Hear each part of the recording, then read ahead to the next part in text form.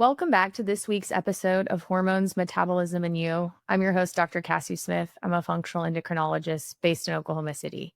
This week, I am repurposing an interview I did for my hormone summit that just finished airing at the beginning of April. I thought this interview was so fascinating. We talked about tick-borne illnesses and especially Lyme disease.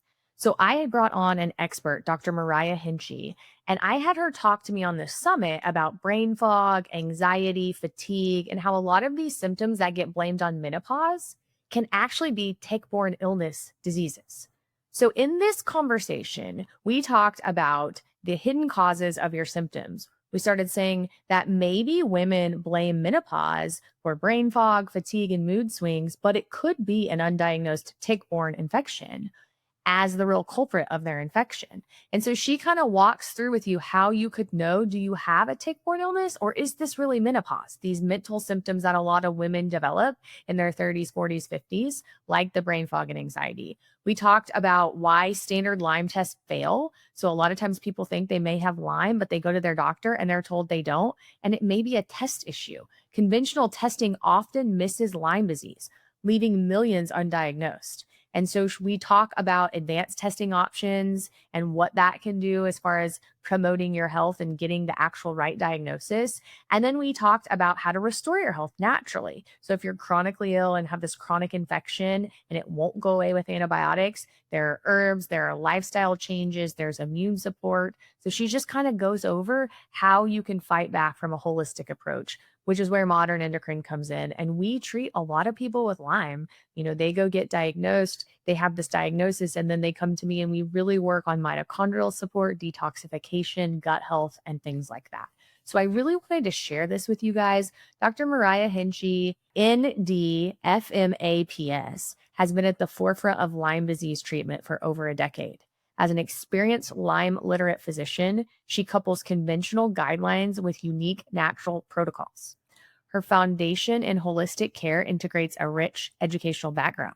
She's been a licensed massage therapist since 1998, specializing in core myofascial release and Reiki. After obtaining her bachelor's in psychology from the University of Connecticut, she earned her doctorate of naturopathic medicine from the University of Bridgeport College of Naturopathic Medicine. Supplementing her qualifications are certifications in medical acupuncture, therapeutic lifestyle changes, and a mentorship focusing on neurodevelopmental disorders. So I hope you enjoy this episode. So thank you for joining me. Thanks for having me. It's a pleasure to be here. So let's start with how common is Lyme disease? How common is tick-borne illness diseases? And then is this something that anyone listening to this should be worried about? Is this just in northeastern United States? Do we get this in other countries? So it's estimated that about 500,000 people in the United States of America alone have Lyme disease, and that's just the organism called Borrelia that causes Lyme. That's not taking into account Babesia, Bartonella, Anaplasma, Ehrlichia, Rocky Mountain spotted fever, any of the other organisms that are vector-borne and can be transmitted by ticks as well. So 500,000 people in the United States, but that can be much higher when you're talking about worldwide. Absolutely. And that's probably a very underestimated number. There are some sources that suggest that the number could actually be closer to about 3 million. And so when you're talking about 500,000 people in the United States or, a couple million, then you're actually talking about things that are as prevalent as diseases that we hear a lot about, right? Right. Like breast cancer incidence is just under, I think it's at like 450,000. Yeah. Yeah. And some estimates up to 600,000. But yeah, so it's right there. So it's something that we hear a ton about, but you don't really hear a lot about Lyme disease. Right. No, it's a big medical, political controversy.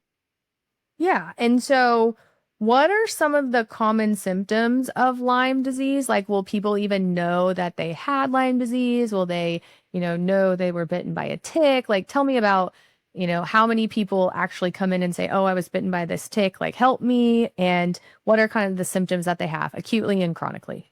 So typically, I see the patients who have chronic Lyme disease, but I think it's important when we talk about symptoms to try to differentiate between an acute situation versus chronic because the symptoms are pretty different. In an acute infection, you may or may not have the typical bullseye rash. So that rash is present somewhere between 20 to 40% of the time.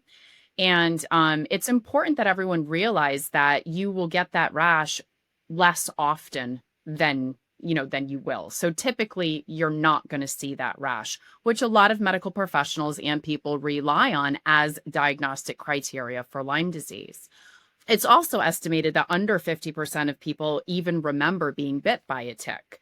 So a lot of times you're not going to find the tick that bit you because it's smaller than a poppy seed if it's in the nymph or larva stage, or even as an adult male, it's pretty small. So a lot of people don't find it, it drops off, and then it takes, if you are going to get the rash, it can take anywhere from 3 to 30 days, and the onset of symptoms varies person to person. So typically you just feel like you have the flu. So you can have a headache, you can have a stiff neck, you can have some musculoskeletal aches and pains, you might have a low-grade fever, something like that, but it's nothing astronomical. Everyone thinks, oh, it's arthritis and a really high fever and a rash. And that's what they're looking for, even most medical professionals out there. And a lot of people think it's no big deal. And you just take a couple weeks of doxycycline and it goes away. And that can't be farther from the truth. Untreated Lyme disease progresses to the heart, it progresses to the nervous system, and it causes a lot of debilitating neurological issues and a lot of mental health issues, especially in children. So, with Lyme disease, tell me about what are some of the, you said mental. So, like, are we talking anxiety, depression? Are we talking forgetfulness, brain fog, ADHD? Like, what symptoms, not acutely, but chronically, do they end up with? So chronically, it causes all of it. It can cause just like a general brain fog. It can cause cognitive impairment to where it's affecting your memory, your ability to follow instructions. It can even affect your ability to reason, right? It can affect your ability to learn, to focus, and then it can cause bipolar symptoms. It can cause schizophrenic symptoms. It can cause regular anxiety. It can cause anxiety so bad that it's inciting panic attacks. And then it can cause regular depression as well. So, really, because it causes inflammation in the brain, it's going to basically cause symptoms that you already are kind of predisposed to have. So people that already have anxiety, they get the really bad debilitating anxiety or an anxiety that turns into like panic attacks, for example. So, how long does this typically take? Does it depend on how old you are? Does it depend on, like, let's say I got bit by a tick 2 years ago? Yep. Is that like, is there like a timeline for when you're going to get worsening anxiety versus depression? I know you said acutely within the first couple weeks, you're going to get that like flu-like illness, fever, maybe a rash, but how long does it take for these other symptoms to develop? Honestly, I think it depends on the person. It depends on their genetic vulnerabilities. It depends on, previous injury, trauma. I have a lot of patients that can't get better because they've never dealt with the trauma that they've experienced in their life. And it really depends on the status of their immune system. It also depends, is it just Lyme? Is it just Borrelia? Or do they have one of these other co-infections? Because Bartonella can cause like homicidal rage. So it depends what other organisms are in there and how many of them, because they all work synergistically together to turn on that pro-inflammatory cytokine cascade that we all heard about in COVID. And that's really what breaks the immune system. And for example, if you have Epstein-Barr or you have, other viruses in your body, they're actually going to emerge and your levels of them are going to go up and they're going to run rampant because your immune system can no longer do its job. So when you get bit by these ticks or tick, you can actually end up with more than one infection. Yeah, and just from one tick bite. So you have to think about it when that tick, let's say it was on a mouse, when it takes its blood meal from that mouse, every single organism that was in that mouse, it now draws into itself. And when it bites you, you're going to get everything that was in the blood. Dr. Burrascano calls them nature's dirty needles, right? So it's just like if you were sharing a needle with somebody, you're going to get everything that that person had, virus wise, infection wise in their body. So, yeah, that's ugh. And so, is it common for people to get bit by these ticks then, I guess, since they're everywhere and they're so small that we can't see them? Like, is it becoming more common, or is it just that we're looking at it more? I mean, does that make sense? I totally understand your question. It's becoming more and more prevalent. I think it really depends what you're doing for activities. But, everyone also has this misnomer that you have to be hiking in the woods or you have to be in the woods, to get a tick. And I use my son as an example. He was waiting to do his little kindergarten moving up ceremony, and he was playing literally in front of his school, which is sprayed monthly for ticks because I'm crazy when it comes to ticks. And he got a nymph tick on his face, and I saw it from across the room. It was like everything I could do to stay in that seat and not run up there while he was on the stage. But I mean, he was outside for a few minutes and got a tick on him in a very well-groomed, sprayed area. Not in the woods, not hiking, not camping, not fishing, not doing any of the things. So, did he get sick? So he didn't get sick, but the tick ended up testing positive, and he ended up testing positive later on. But I had put him on treatment immediately, and he never had any symptoms. And, it's now been 2 years, but I tested him at 6 months and tested him a year later, and it looked like his infection had resolved from what you can tell from blood work. Okay. So you can actually look at blood work acutely when you think that you've been bitten, but you can also check the ticks. Yeah. So, oh my gosh, anyone who's listening, if you get bit by a tick, please send your tick out to a company that is reputable for testing the tick. They will look at its genetic material and tell you what organisms that tick is carrying. Because if your tick comes back clean and you've used a reputable company, you have nothing to worry about, right? But if the tick comes back, and so here's a good example. So with my son's tick, it had Borrelia and Babesia. Borrelia is the bacteria that causes Lyme. Babesia is a parasite. So let's just say that to cover the bases, I was like, I'm putting him on Doxy for 4 to 6 weeks because of the Lyme and hadn't tested the tick. Doxy doesn't treat parasites because Doxy is an antibacterial. It's not an anti-parasitic medication. So to treat Babesia, you have to use anti-parasitic medications like atovaquone combined with azithromycin, or there's another drug called tefenaquine. There are different classes of pharmaceutical drugs that need to be used for different organisms. It's not a one size fits all with antibiotics. So what is like, is this something, if somebody found a tick on them listening, they could take it? I'm assuming they can't take it to their primary care doctor and be like, test this. I mean, how do you find this reputable company to send? Yeah, so there's a lot of companies that do it. The one that I send out to is called tickreport.com. Oh, So wow. www.tickreport.com, and it takes maybe 30 seconds. You put in all of your information. I highly suggest people pay for the comprehensive panel. It's $200, but it looks at every testable pathogen that the tick could be carrying, because there's also viruses like the Powassan virus, which can be deadly as well. And so obviously the tick can be dead. Like you can kill the tick. You just have to, okay. You just put it in a plastic bag and put it in an envelope and send it out. Okay. Great. Yeah. And then you made another comment that, and we're going to go back to testing in a second, but you made another comment. You were saying that, a lot of times people haven't processed the trauma or the stress from their life, and so they end up really sick. Do you think in people that have really good, healthy immune systems that aren't chronically stressed, like if they do get bit by these ticks and they get Bartonella or Lyme or babesiosis, do they not get as ill? Like, can their body actually fight this off and they have no infections? Is it just the people that have high insulin and high inflammation and high cortisol that get sick, or does it matter when you're bitten? I don't think I can answer that in an absolute, but I can say in general, the worse your immune status is, the more inflamed you are, the more inflammatory foods you eat, the worse your diet, the bigger chance that you're going to end up being one of these patients that has a debilitating or, a significant chronic case of these infections.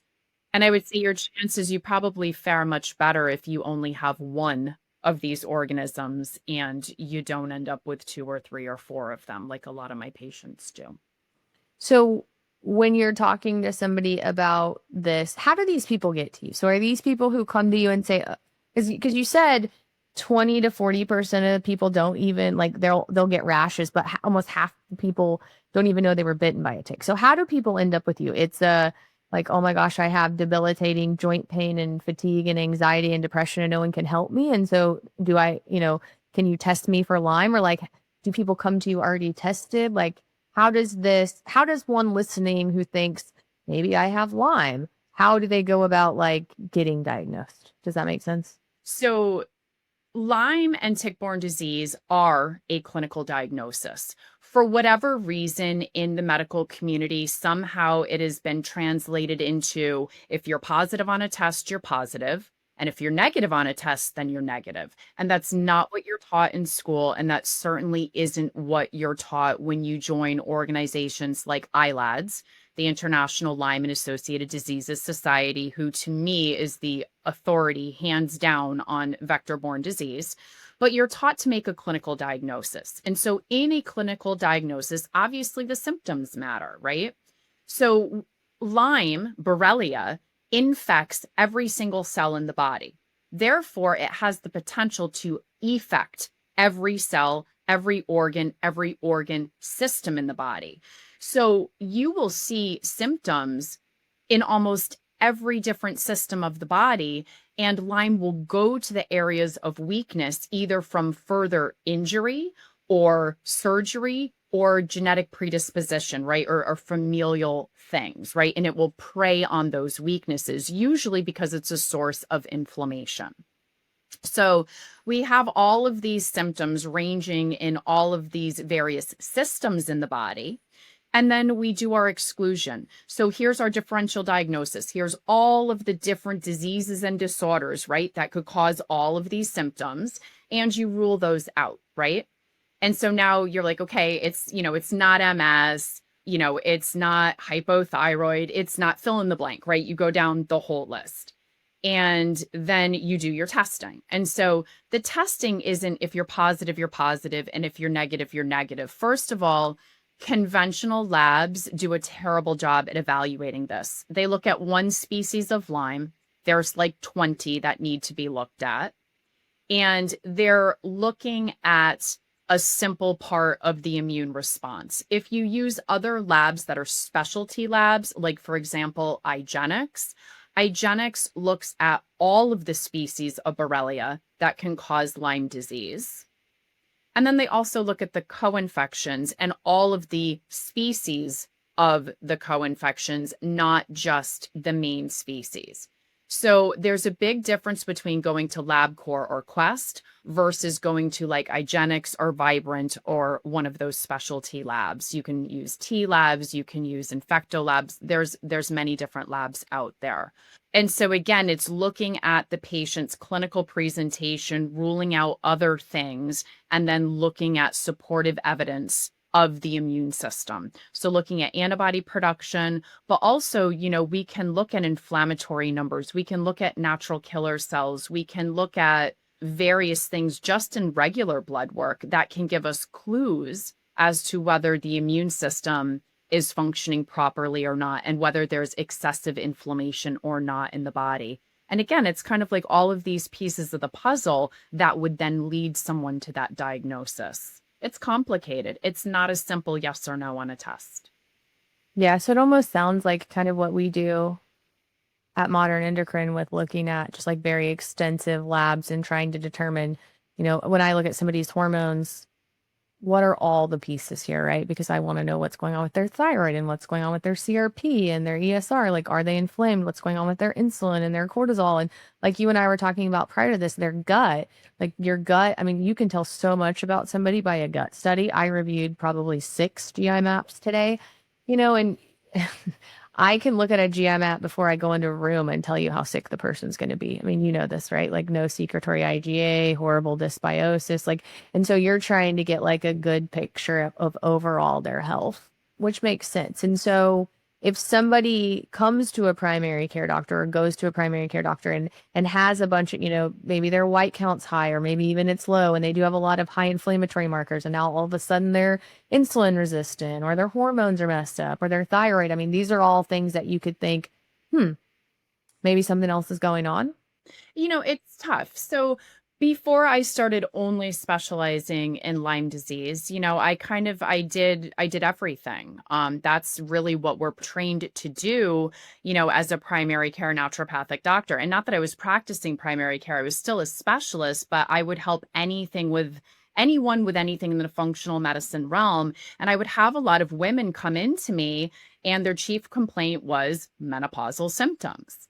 And so they'd come in and they say, okay, I'm having hot flashes and night sweats. I'm having brain fog. I'm having low libido. I'm having, a decrease in bone density. I'm having heart palpitations, loss of libido, headaches, incontinence, all of sleep disruption, mood changes, all of these things that are actually all symptoms of Lyme disease as well. And so a lot of times using my standard sort of intervention to help people to balance their hormones, or you do like a salivary hormone panel and you're like, oh, your hormones aren't out of balance. And a lot of times it was, no, they had an underlying tick-borne disease that was actually causing their symptoms. So if somebody would go to a primary care doctor and say, oh, I think I have Lyme disease, and a primary care doctor just gets like a typical Lyme panel from DLO or Quest diagnostic, and it comes back negative, you're saying they could still technically have Lyme. It's kind of like with me, I go crazy when people say, oh, well, your A1C and your, insulin is normal, but it's not optimal type thing, right? So is that what you're saying? Even though you run these panels, you really need to have somebody that understands what they're looking at, interpret these labs. Right. And I mean, there's so many things we can talk about it, and I can go down that rabbit hole if you'd like. But to make it plain and simple, like number one, if you go to a lab like Quest, the test that your doctor is more often than not going to order on you has a 50-50% chance of like a 50% chance of being accurate. So you're going to miss half the cases right off the bat doing this EIA test, which is what most of the doctors do. Even when they know enough to order an immunoblot, they're only looking at 13 of the KD bands when there's really about twice that need to be looked at. And again, when they're only reading the word positive or negative, I've had so many patients come in where they have 4 bands, but they just don't have 5. And the diagnostic criteria is you need 5 out of the 10 bands for IgG to be reactive for that word to say positive, or you need 2 out of the 3 IgMs. And it's like, how do you think it's like just because they have 4 bands and not 5? So they're making antibodies to 4 proteins on a spirochete, not 5. And so we're just going to rule out Lyme disease right there when they have every symptom of it. And this is the 10th time they've been tested for it because they have every symptom of it. But yet we're going to rely on that test and say, no, you don't have it. Yeah. So it's using your brain, which sometimes is hard in medicine because in school they teach us to put people in boxes. I say this all the time, like boxes. They want to put you in a box. They want to get you a diagnosis. They want to write you a pill. Like that's how it goes. And so when you have to like think outside that box, it becomes difficult for a lot of people. So go back and give me your menopause example that you were going to give me. We were talking about, I had asked you about the criteria and like how to diagnose Lyme. So I've had a lot of patients come in who think that they are having perimenopausal symptoms or are going into menopause. And they have all of these typical symptoms like the brain fog, the incontinence, the sleep disruption, weight gain, joint pain, mood swings, anxiety, all of it. And a lot of times they don't respond to like the typical treatment that I would do to try to balance their hormones, or let's say they need to increase their progesterone, or their hormones are actually normal. And it turns out that they have one of these infections that are causing their symptoms instead or exacerbating the symptoms. And so this can be anything from hot flashes and night sweats to irritability, to weight gain, to anxiety, depression, palpitations, brain fog, forgetfulness, ADHD, lack of, ability to concentrate. All of these things can be from Lyme. And even things like bone density issues, right? Who would ever think that Lyme could affect bone density? But it causes inflammation and it affects your body's ability to remodel the bones. I mean, it makes sense for sure. So if somebody is listening and thinks, okay, well, maybe I do have a tick-borne illness or I want to be treated for that, is there like somewhere they can go to find a provider? I mean, obviously we can link your information, but I don't know how busy you are if you take new patients. Is there like some society website they can go to find someone who's like certified in Lyme treatment, or Yeah. how does that work? So the International Lyme and Associated Diseases Society, or ILADS, ILADS.org, I think is like the number one. That's, to me, that's like they're the authority on Lyme disease. There's also LymeDisease.org. Sorry, there's providers listed there that they like are associated or have been trained by them. Yes. And I mean, and honestly, I think that going to ILADS and finding someone who is an active member of ILADS is probably your best bet to know that you are seeing someone who's been adequately trained. There's no way to know. That's your best bet. Well, I would agree. I think, sometimes in medicine, there are people that pop up and say they're specialists at certain things. I mean, we were talking about this because they read something on the internet, got intrigued, taught themselves a few things, and then are trying to treat other people. And while I appreciate that, wantingness to help other people, sometimes you can end up harming other people more than helping them. So making sure they've been trained appropriately, I think is a good point. Let me ask you this. Let's say I grew up on a farm wooded area. Let's say I got bit by a tick when I was 10 and, I'm approaching 40 now. Let's say that I just haven't taken care of myself for the last year or two. I got super stressed. I've got leaky gut, all the things. Could that present now at 40 when it had never presented prior, 30 years later? Yeah.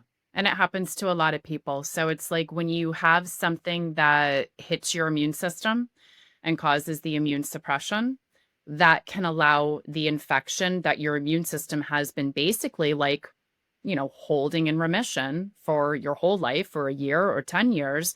It can actually just be enough that it can actually come out and kind of reemerge and come out of its dormancy. Is there like a general symptom that most people present with, or a general like top three, or not really? Everyone's different. I mean, everyone is different. I would say the biggest complaint that I hear is some sort of like brain fog, typically. Some sort of either, and it's not always like joint pain. A lot of times it's muscle pain. So some sort of like musculoskeletal issue.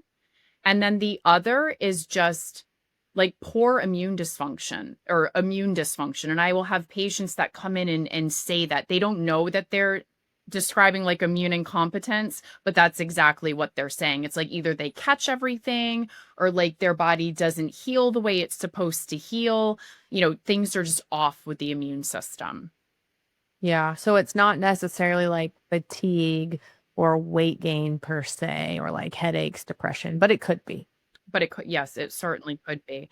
Some of the red flags are if you've ever been diagnosed with something and you have the word atypical put in front of it.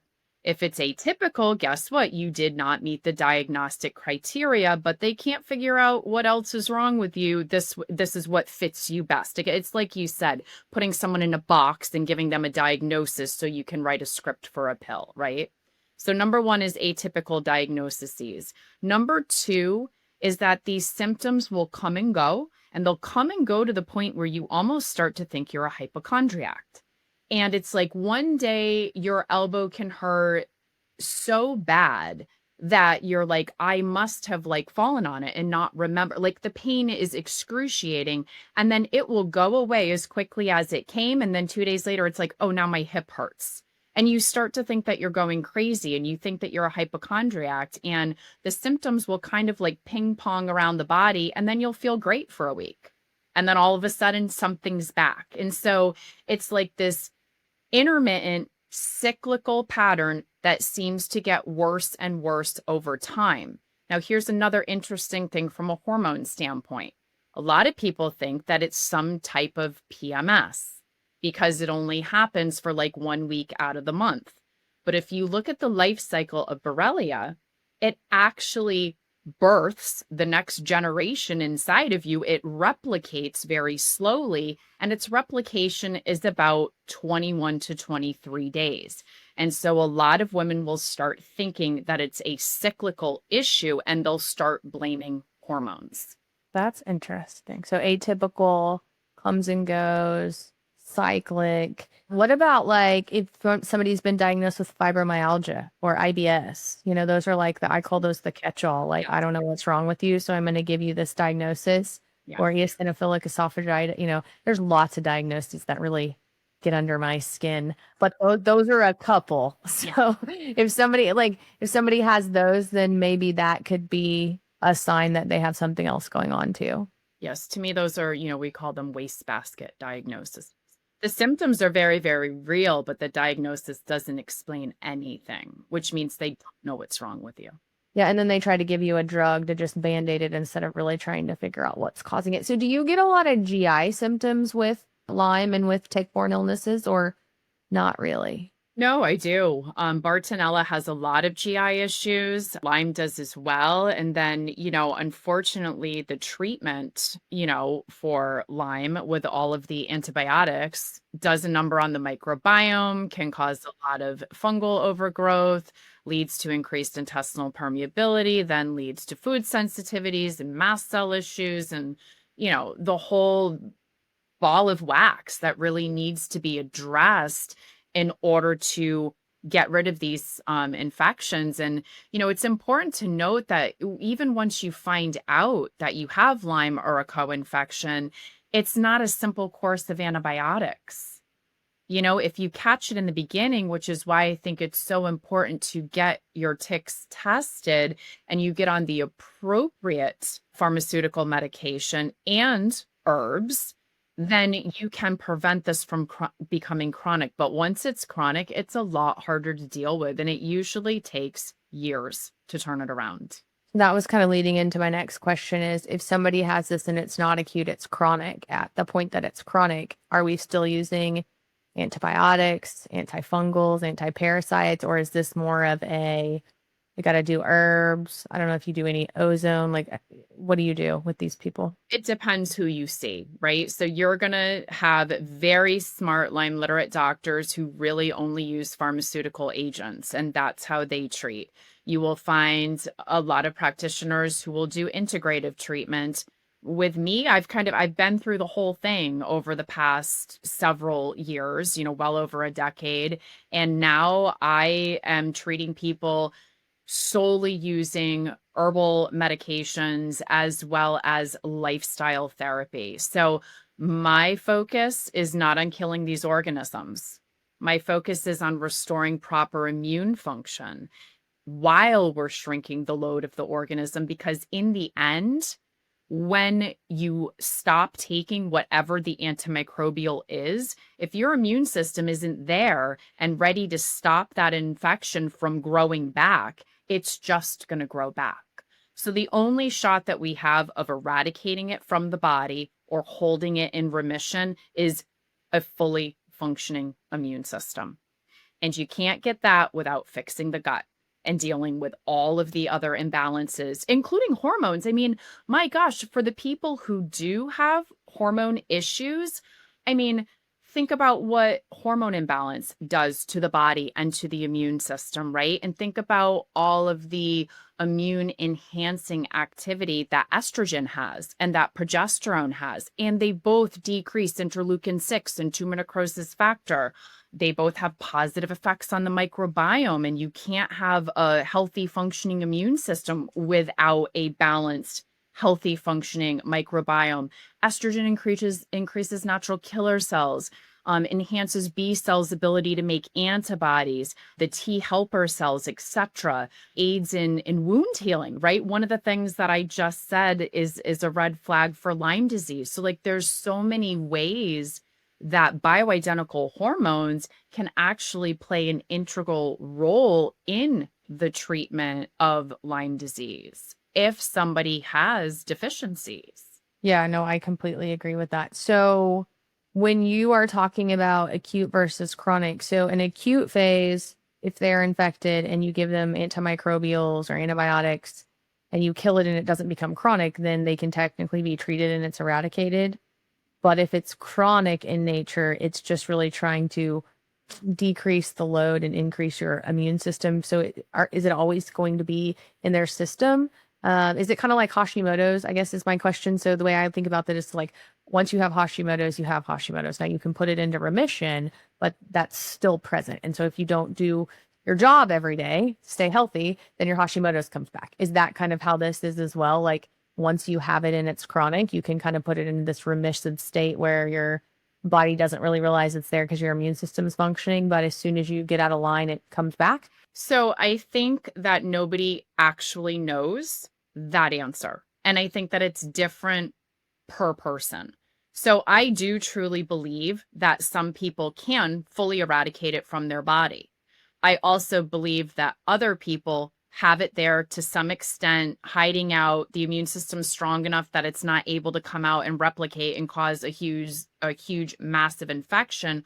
But if they become run down, or they have an induction of inflammation into their body. Like I saw a lot of this with COVID in my patients. So whether they went out and got vaccinated and had massive inflammatory cytokine cascade from the spike protein, or they got COVID and had the same sort of response, I had a lot of patients come back whose Lyme disease had been in remission. They had not been treated for several years, who all of a sudden came back and all of their symptoms were back again.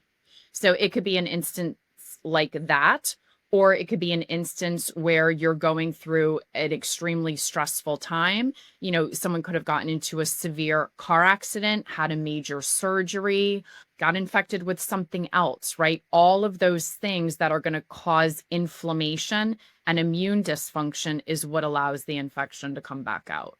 Yeah. Okay. So that makes sense. All of that makes sense. So, and you said it can take years to treat this once it's chronic. Like, what is a typical timeline? Are we looking at least a year? Are we looking at two?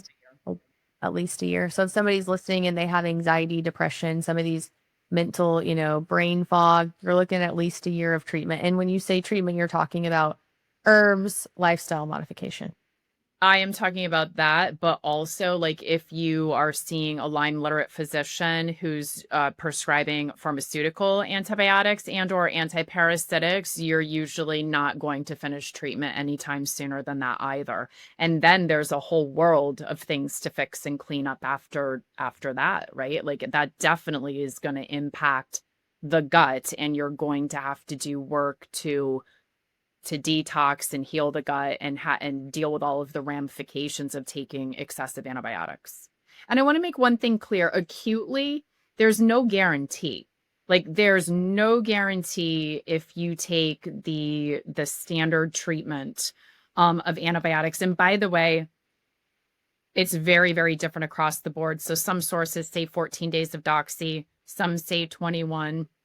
ILADS, again, the body of physicians and researchers that I believe say 4 to 6 weeks of doxy. So it certainly is not a short course of antibiotics, even in that acute case. And there is no guarantee that you're going to fully eradicate it. So I just want to make that clear. Yeah. It's a long It's a lot of antibiotics. All I can think about is the gut, just the nightmare of your gut after 4 to 6 weeks of doxy. So, Yeah. okay. Well, I think that this was very helpful for people, I hope, that are listening, especially, if they're having these symptoms that we discussed, this anxiety, depression, ADHD type stuff, just to give them some other thoughts as to things it could possibly be if it's not just your hormones. And so I think this was very informative. So I appreciate you coming on and just kind of teaching people about this. Do you think there's anything that we missed that's very helpful for patients if they're possibly dealing with a tick-borne illness? I would just say, make sure that the answers that you're getting make sense to you and resonate with you. If you think that the diagnosis and what you're being told, if it doesn't sit well with you, then it's probably not the answer. And so I would say, don't give up hope. And, even if you find out you have a tick-borne illness as the underlying cause, don't give up hope. There's a lot of fantastic doctors out there that have literally dedicated their career to doing this. So the other thing is that it's not normal to all of a sudden develop a psychiatric disorder. So if you have an abrupt onset of depression, anxiety, anything like that, and also cognitive decline. Cognitive decline is usually pretty slow. You don't all of a sudden lose your inability to reason and remember the names of people, places, things, or where you put your keys. So any sort of like abrupt onset with anything to do with your brain is not normal.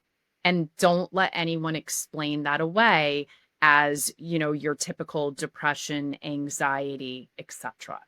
I would agree with both of those statements. Number one, trust your gut always. That's something I kind of learned in 2024. And then definitely have already had that reiterated in 2025 to me. So when you feel something in your gut, trust it. So if you don't like the answers you're getting from doctors, then find a different doctor. Because to your point, there's a ton of them out there that have spent a lot of time just really getting educated on things like this and trying to help people. And then the second one is, to your point, the acute psychiatric illness, like that's not common, especially when you're older. And I see this a lot too.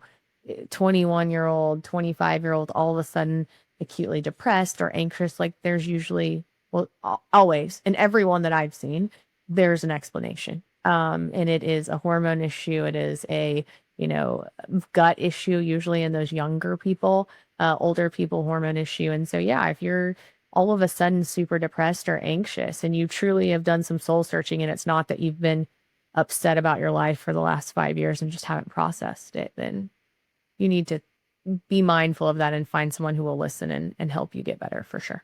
So, Dr. Myriah, thank you so much for your time. And then we're going to link all your stuff, obviously, in the show notes. So we'll have her stuff available. We'll have information about her summit as well. So if you guys found this useful or want to know more information about Lyme, we'll have all her stuff. She's on social media as well. And so we'll link all of it there. If you want to tell people, I guess, how to find you on social media or any of that, do that as well. Sure. So it's just Dr. Myriah Hinchey on Instagram. And my clinical practice is Tau Vitality, Tao, V as in Victor, Itality. And yeah, I'm taking new patients, but I have about a year-long wait list. So just want to put that out there. Wow. That's awesome. Okay. And you do telehealth, I'm assuming? Yeah. Okay. Can you see patients in any state? Not as their physician, no. So I can do general consulting, but not as a physician. Only in New Hampshire and Connecticut, the two states that I'm a licensed physician in. Can I be your doctor? All right. Well, thank you for joining us on this summit episode. Thanks for having me. I hope that you enjoyed this episode. Again, I found it just really fascinating when I did this summit interview with Dr. Hinchey. So I wanted to share it with you guys. I know there's many of you out there that struggle with fatigue, anxiety, brain fog. And if you're not getting where you want to get to and the answers that you really want, even though maybe you are doing hormone therapy, I just wanted you to be aware that this could be a cause. Please remember that Modern Endocrine now has a license in 39 states. So if you are struggling with something like this, not only do we provide hormone care, but we do see a lot of chronic inflamed patients with things like Lyme's disease And we are very adaptable and able to help you with chronic inflammation, with mitochondrial support, detoxification, cleaning out your gut, all of those things. We would be happy to see you. Please make sure that if this was beneficial to you and you know anyone it may benefit, please share this with them. That's how we get this education out there. That's how we teach people about Lyme disease and let them know, how to continue to ask for help from healthcare providers. So please share this. Leave us a review anywhere you get your podcast.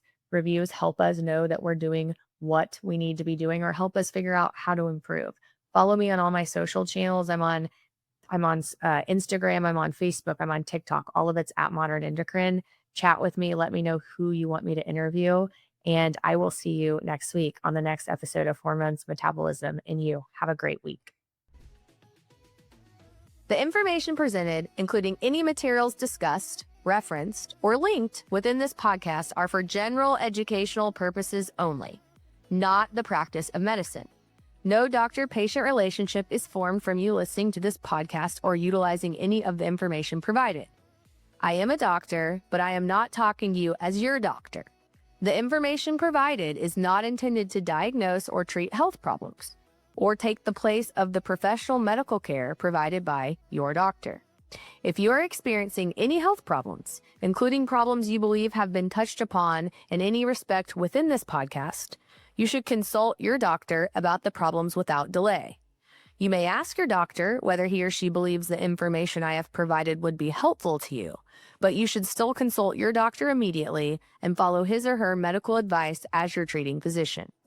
I'm just here to provide you basic knowledge about the issues we discuss so you are more aware of them and can better discuss them with your doctor.